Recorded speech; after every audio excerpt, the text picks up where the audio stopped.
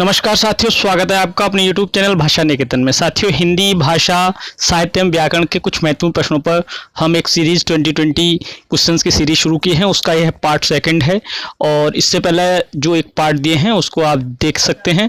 और चलिए शुरू करते हैं आज का ये वीडियो। और पहला आपका प्रश्न है, बासवदत्ता, युगधारा तथा कुणाल किसकी रचनाएं हैं? तो साथियों, ये तीनों रचनाएं हैं सोहनलाल द्विवेदी जी की। तो ये तीनों रचनाएं किसकी हैं? सोहनलाल द्विवेदी जी की रचनाएं हैं। आपका अगला प्रश्न है, जब वेदना के आधार पर स्वानुभूतियों की अभिव्यक्ति होने लगे तो उसे हिंदी में छायावाद के नाम से अभिहित किया गया। यह परिभाषा किसकी है?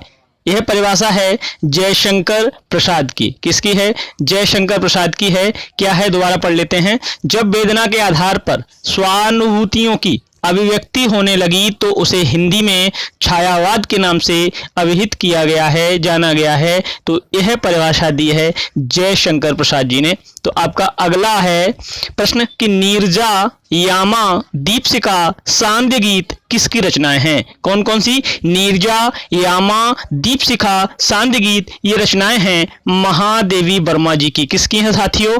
महादेवी वर्मा जी की। याद रखिएगा, बहुत ही इंपोर्टेंट है, जो परीक्षाओं में ज्यादातर ये रचनाएं पूछी भी जाती हैं। तो चलिएगा देखते हैं अगला प्रश्न कि छायावाद की बृहत्त्रयी में कौन सा कवि नहीं है? छायावाद की बृहत्त्रयी में कौन सा कवि नहीं है? तो इसमें नहीं है, बृहत्त्रयी में दिनकर जी नहीं है। कौन नहीं है साथियों? दिनकर जी नहीं है, प्रसाद पंत इसमें है। तो अगला आपका प्रश्न है, छायावाद स्थूल के प्रति सूक्ष्म का विद्रोह है, किसने कहा? छायावाद स्थूल के प्रति सूक्ष्म का विद्रोह है, किसने कहा?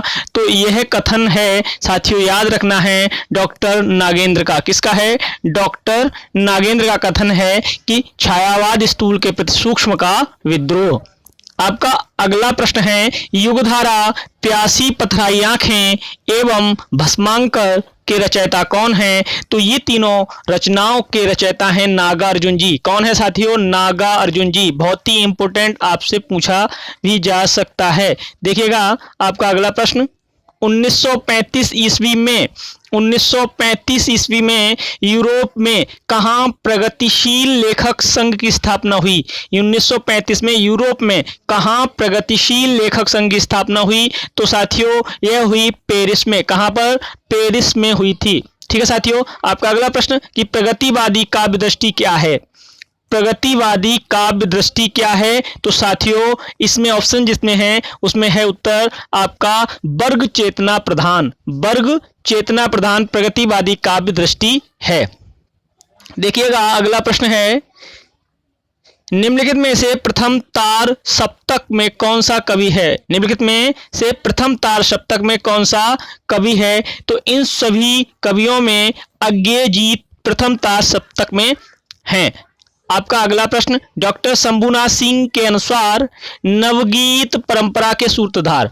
तो शंभुनाथ सिंह स्वयं में एक नवगीत परंपरा के बहुत ही अच्छे रचनाकार हैं। उसी तरीके से शंभुनाथ सिंह जी के अनुसार नवगीत परंपरा के सूत्रधार जो हैं वो हैं साथियों अज्ञेय जी। कौन है? अज्ञेय जी। आपका अगला प्रश्न है, धर्मवीर भारती और लक्ष्मीकांत वर्मा ने नई कविता किस पत्रिका का संपादन किया? धर्मवीर भारती और लक्ष्मीकांत वर्मा ने नई कविता की किस पत्रिका का संपादन किया? तो साथियों वह रचना थी या वह पत्रिका जो थी वो थी निकष। कौन सी थी साथियों? निकष। आपको याद रखना है, निकष पत्रिका थी वो। आपका अगला प्रश्न है, इतिहास पुरुष धरती और स्वर्ग के लेखक कौन हैं? इतिहास पुरुष धरती और स्वर्ग के लेखक कौन हैं? तो साथियों वो हैं डॉक्टर देवराज। बहुत जबरदस्त प्रश्न है साथियों, याद रखना आपको। इतिहास पुरुष और धरती और स्वर्ग के लेखक हैं डॉक्टर देवराज, आपको याद रखना है। आपका अगला प्रश्न, समकालीन कविता की काल सीमा प्रायः क्या मानी जाती है? समकालीन कविता की काल सीमा प्रायः 1965 से 2000 मानी जाती है। 1965 से 2000 समकालीन कविता की काल सीमा मानी जाती है। आपका अगला प्रश्न है, मैथिली गद्य की प्रथम रचना किसे माना जाता है? मैथिली गद्य की प्रथम रचना किसे माना जाता है? तो मैथिली गद्य की प्रथम रचना है वर्ण रत्नाकर ज्योतिश्वर रचित। जो वर्ण रत्नाकर ज्योतिश्वर रचित जो रचना है वह मैथिली गद्य की प्रथम रचना है। आपका अगला प्रश्न है, नाटक जारी है के रचनाकार कौन है? नाटक जारी है के रचनाकार हैं लीलाधर जगुड़ी। लीलाधर जगुड़ी जो है नाटक जारी है के रचनाकार हैं। आपका अगला प्रश्न है, निबंध बिखराव युक्त चिंतन है। निबंध बिखराव युक्त चिंतन है किसका कथन है? तो यह कथन है मोंतेन का। किसका है? मोंतेन का कथन है कि निबंध बिखराव युक्त चिंतन है। आपका अगला प्रश्न, रामायण का समय, मणिकर्णिका आदि भारतेंदु के निबंधों का विषय क्या है? रामायण का समय एवं मणिकर्णिका आदि भारतेंदु के निबंधों का विषय क्या है? तो विषय है साथियों पुरातत्व। क्या है विषय? पुरातत्व विषय है। रामायण का समय और मणिकर्णिका आदि भारतेंदु के निबंध जो हैं उनका विषय है पुरातत्व। आपका अगला प्रश्न है, अंतस्थल तरलाग्नि मरीखाल की हाय निबंध संग्रह के लेखक कौन हैं? अंतस्थल तरलाग्नि मरीखाल की हाय, ये तीनों निबंध संग्रह के लेखक हैं आचार्य चतुरसेन। कौन है साथियों?